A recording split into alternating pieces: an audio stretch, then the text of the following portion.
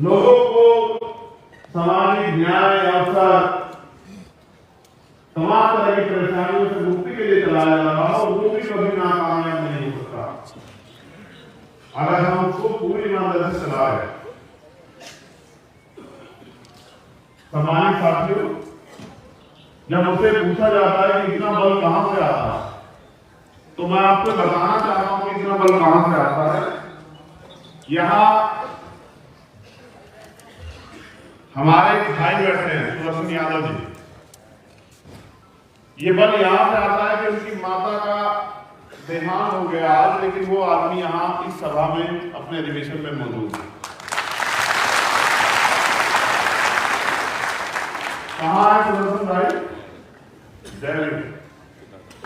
पिता का, उनके पिता का देहांत हुआ है और मैं मंचों से कहता हूं पिता जो है ना, हीरो होगा, हीरो बेटे का।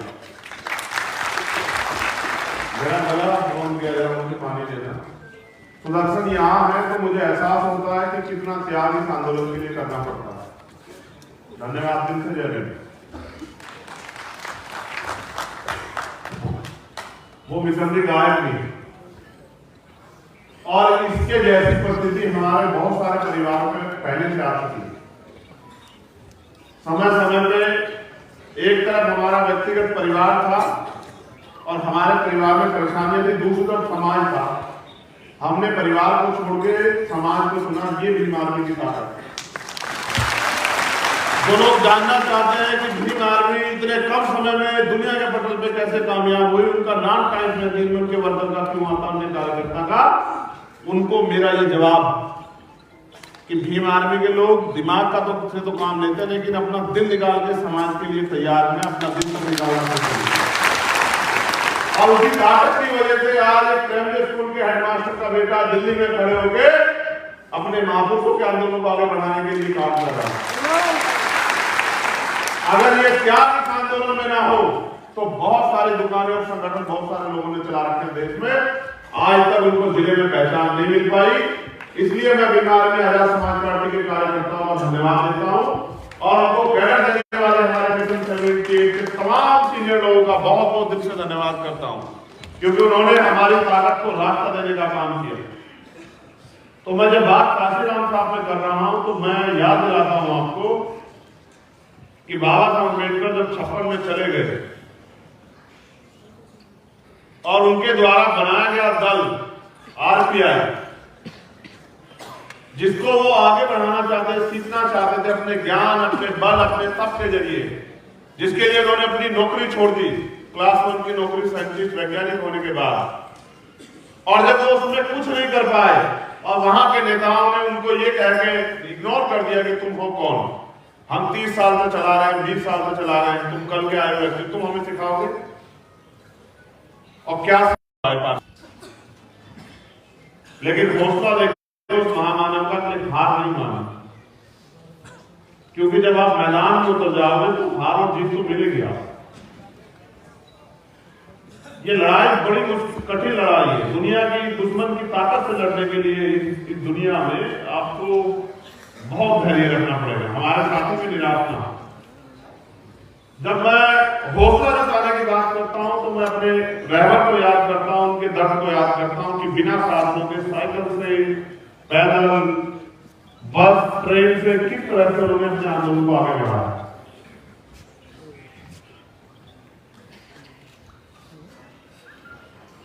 तो तब मेरे अंदर एक और बल तैयार हो जाता है कि रुकना नहीं, और तब तक नहीं रुकना है जब तक हम अपने महापुरुषों का सपना पूरा ना करें। आज तो आपने मुझे इतनी ताकत दी है कि आप मुझे हेलीकॉप्टर से आने का मौका भी देते हैं। आज तो आपने मुझे इतनी ताकत दी है कि वो आप मुझे प्लेन से भी बुलाते हैं। लेकिन सच ये है कि जब साहब ने आंदोलन शुरू किया तब उनके पास ये साधन नहीं है। तो उन्होंने कहा तमन्ना अगर सच्ची हो तो रास्ते हजार होते हैं, और तमन्ना अगर झूठी हो तो बहाने हजार होते।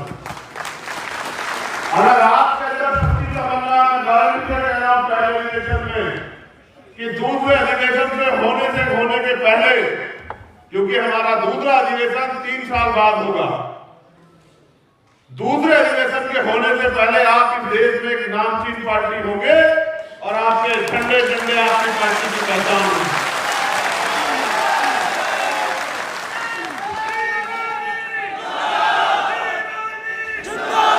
बस जरूरत है जितना दम आप इस नारों के साथ लगाते हैं उतने दम से आप जमीन पे जाके काम भी करो। मैं कुछ बातें आपके सामने रखूंगा, क्योंकि देखो मैं सबसे सुन रहा हूं, हमारे सब साथी महापुरुषों के बारे में बोलते हैं, मैं भी महापुरुषों के बारे में बोल सकता हूं, बहुत देर बोल सकता हूं, लेकिन मैं कह रहा हूं, मैंने इनसे निवेदन ये किया था कि आप ये बताना हमने अब तक कितना काम किया, हम किसकी जिम्मेदारी पे हमने क्या काम तैयार कर लिया, क्या काम अधूरा है, क्या हमें अपने साथियों से उम्मीद करनी है कि उस काम को वो करने में हमारी मदद कराए।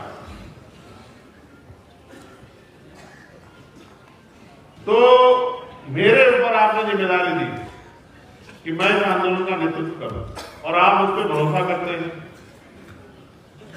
जितना भरोसा आप मुझ पर करते हैं लगभग उतना ही भरोसा मैं आप पे भी करता हूं कि आप इस आंदोलन में मेरे साथ खड़े रहेंगे और मुझे समय देंगे इस आंदोलन को आगे बढ़ाने।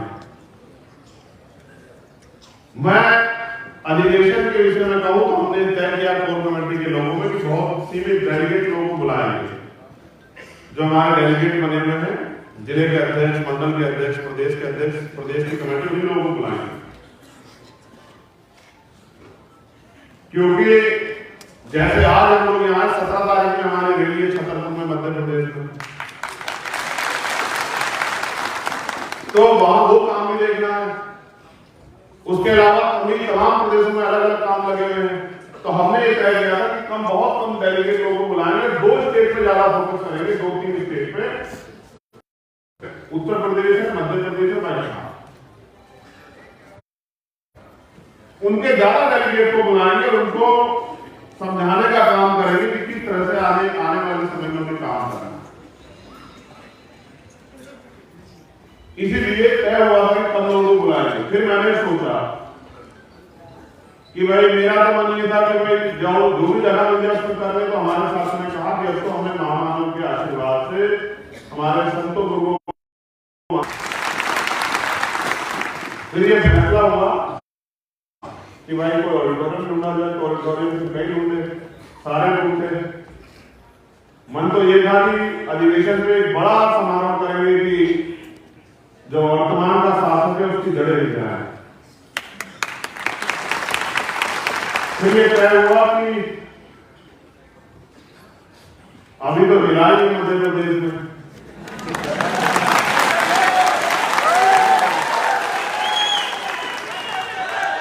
तो 1-2 महीने के बाद मिलाएंगे।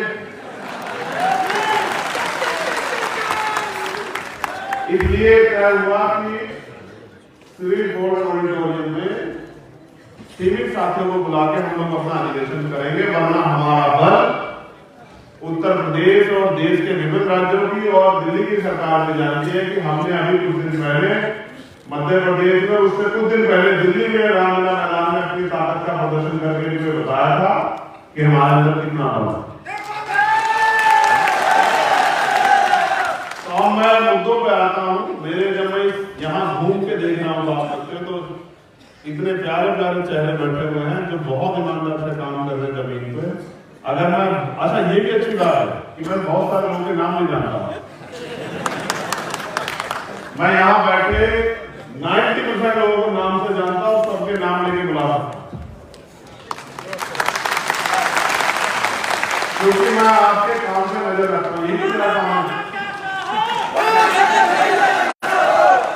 देखो अब आप नारेबाजी मत करना, जय जयकार मत करना, मेरी बात को गौर से सुनना, ठीक है?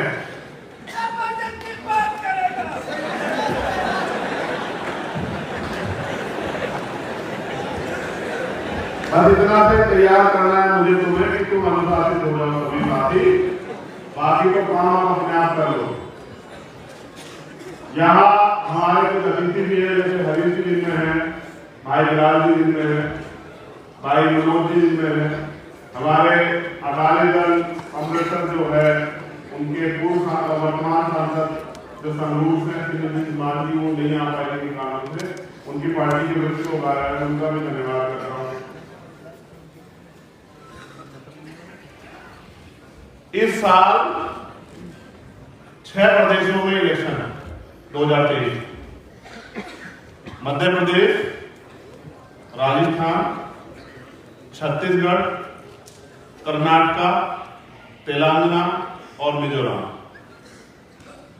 6 में से 5 में हमारा संगठन, 6 में से 5 में, और 5 में से 4 में हमारा मजदूर संगठन।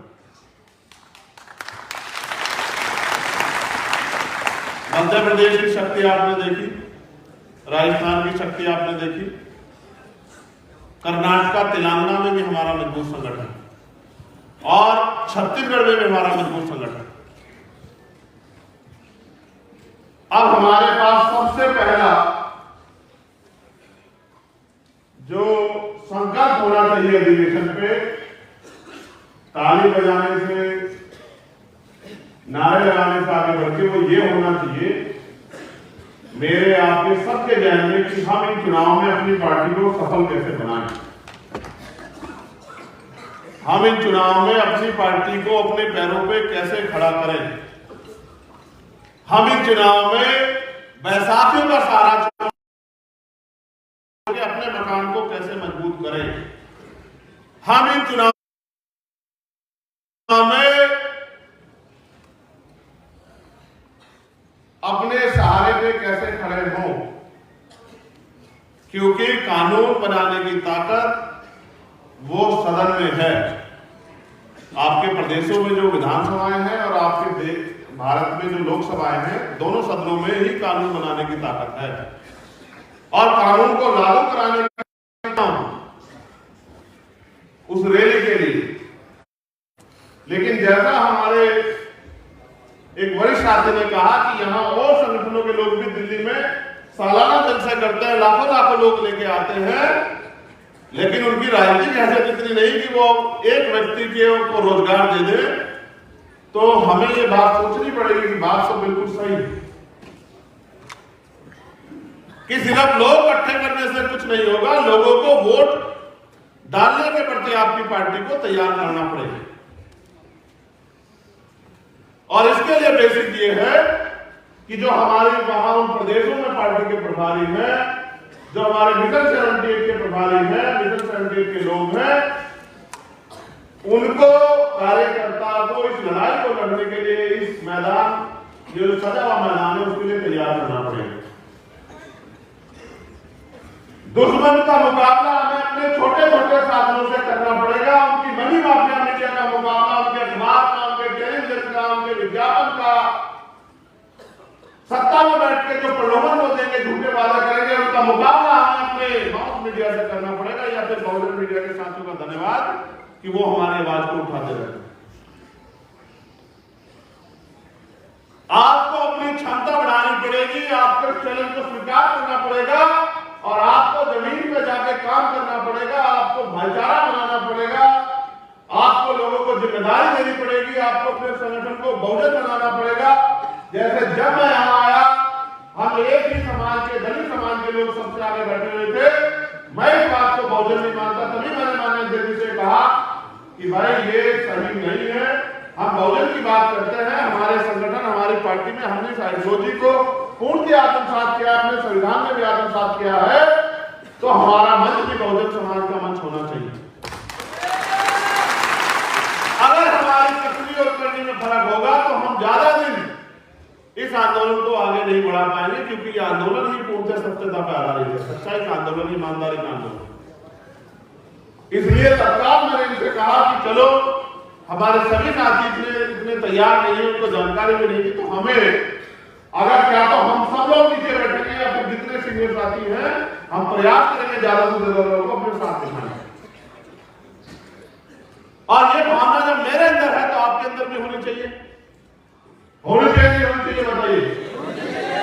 जब ये भावना आपके अंदर होगी और आप कभी इस तरह के विचार के साथ काम करोगे और मोहरे बनने की बजाय जो दुश्मन मोहरे बनाना चाहता है हमारे बहुजन समाज के लोगों को आपस में टकराव करा, जो हमारी एकता को तोड़ना चाहता है, उनके मोहरे ना बनके, दुश्मन की मदद ना करके अपनी छोटी छोटी बातों को वहीं निपटा के और भाईचारा पैदा करना पड़ेगा, विश्वास मजबूत करना पड़ेगा कि हमारे रिश्ते हैं वो सच्चे रिश्ते और हम लोग दिल से आंदोलन को कामयाब करना चाहते हैं।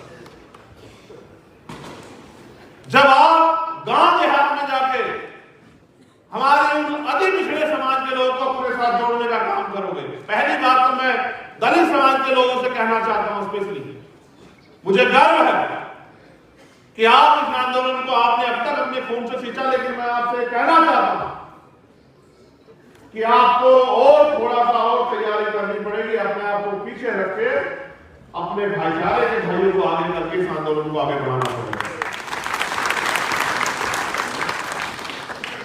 क्योंकि दुश्मन बड़ा चालाक है। दुश्मन हमारे लोगों को वो विधायक भी बना रहा है, एमपी भी बना रहा है और उनके हाथ में पावर नहीं दे रहा है, उनको व्यक्तिगत तनख्वाह देने लायक बना के उनसे उनके समाज का चेहरा बना के उनकी वोट को लूटने का काम कर रहा है।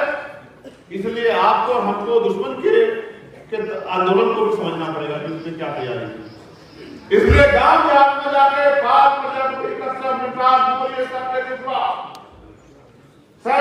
जो तमाम पिछड़ी जाते हैं उनके बीच में जाके उनको समझाना पड़ेगा कि आज की हालात क्या है।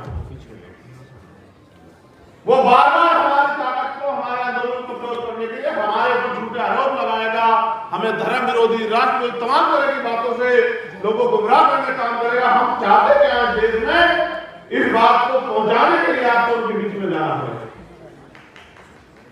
और आपको मुझे बताना पड़ेगा कि आप ये सोचो कि मैं अभी मध्य प्रदेश गया था, आजादी के 75 साल के बावजूद भी भाई किशन लाल बाली यादव के घर अगर कच्चा मकान है, उसके समाज के आस पड़ोस में कच्चा मकान है, तो आज भी इस देश में तमाम सरकारें नहीं, उन्होंने हमें इंसान भी नहीं समझा और उन्होंने ये भी नहीं समझा कि ये पक्के मकान में रहने रहा है। इसलिए हमें जमीनी तौर पर अपने आंदोलन को तैयार करना पड़ेगा और आपस में ना लड़के भाईचारा बना के बहुजन समाज के लोगों में एक दूसरे के सुख दुख की लड़ाई लड़नी पड़ेगी और ये समझना पड़ेगा हर घटना के पीछे दुश्मन की कोई ना कोई साजिश हो सकती है, तो जल्दबाजी ना करके घटना की तय पे जाना पड़ेगा। अगर बिना घटना की तय पे जाएंगे तो प्रथम दृष्टया बहुत बड़ा झगड़ा रहेगा और जाते जमीन पे देखेंगे तो पता लग जाएगा कि दुश्मन ने साजिश करके हमारे लोगों को भिड़ाने का काम किया है और हम बुद्धिजीवी तभी है जब हम दुश्मन की साजिश को समझ के खबरदार होकर अपने लोगों को तैयार करें।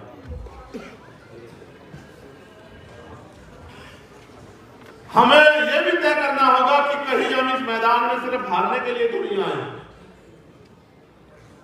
मैंने तो ये तय किया व्यक्तिगत रूप से, आपका अग्रणी होने के नाते, नेतृत्वकर्ता होने के नाते, कि मैं तो अपने मन में रोज ये तय करता हूं कि हमें ताकतवर बनना है, ताकतवर बनना। क्या आप अपने मन में इस सवालों को उठाते हैं कि हमें ताकतवर बनना है? कितने लोग उठाते हैं? हाथ उठा के बताना। एक बाबर को छोड़ के इसको सब लोग मानते हैं, बाकी सब लोग ये सवाल करते हैं कि हमें ताकतवर बनना है, क्योंकि बिना ताकतवर बने हम लोग इस देश में अपने स्वाभिमान, सम्मान और उससे भी बड़ा हम अपने वजूद को भी नहीं बचा पाए। आज क्या हालात है मुल्क में, मैं उस पर चर्चा करूंगा आपसे। हम उत्तर प्रदेश के लोगों से भी मैं स्पेशली कह रहा हूं, राजस्थान के लोगों से कह रहा हूं, मध्य प्रदेश के लोगों से कह रहा हूं, क्योंकि वहां राजनीतिक आंदोलन जमीन पे बड़ा ताकतवर हो रहा है। हम विपक्ष हैं, विपक्ष का काम है कि सरकार ने जो वादे करके वो सरकार में आई थी, उन वादों को विपक्ष होते हुए हमें उनसे पूरा करवाना है। इसलिए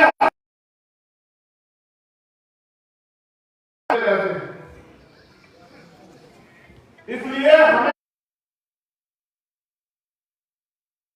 अपने आंदोलन की संख्या बढ़ानी पड़ेगी, मुद्दों की संख्या बढ़ानी पड़ेगी। सरकार को देखना पड़ेगा कि सरकार ने क्या क्या वादे किए थे, क्या क्या उन्होंने पूरे किए हैं, और इस झूठ को भी, जो झूठ फैलाकर उन्होंने हम लोग की वोट लेने काम किया है, उस झूठ को भी समाज के बीच जाकर नकाब करना पड़ेगा। हमें समाज के बीच जाके छोटी छोटी मीटिंग करना आया। कोई व्यक्ति को किसी ने पैसा दिया है क्या? हाँ, हम पैसा भी अपना खर्च करते हैं, समय भी अपना खर्च करते हैं, ऊर्जा भी अपनी लगाते हैं, तन मन धन को भी अपने निछावर करने को तैयार है महापुरुषों के आंदोलन के लिए। के लिए है हमें इस आंदोलन को कामयाब करना, इस बात का भी ध्यान हम लोग को रखना।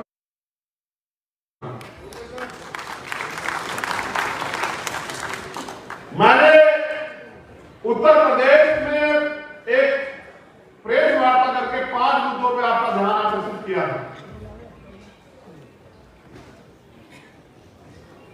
फिर मैंने एक सवाल जाकर पूछा उत्तर प्रदेश के लोगों से कि भाई वो 5 मुद्दे आपको पता है?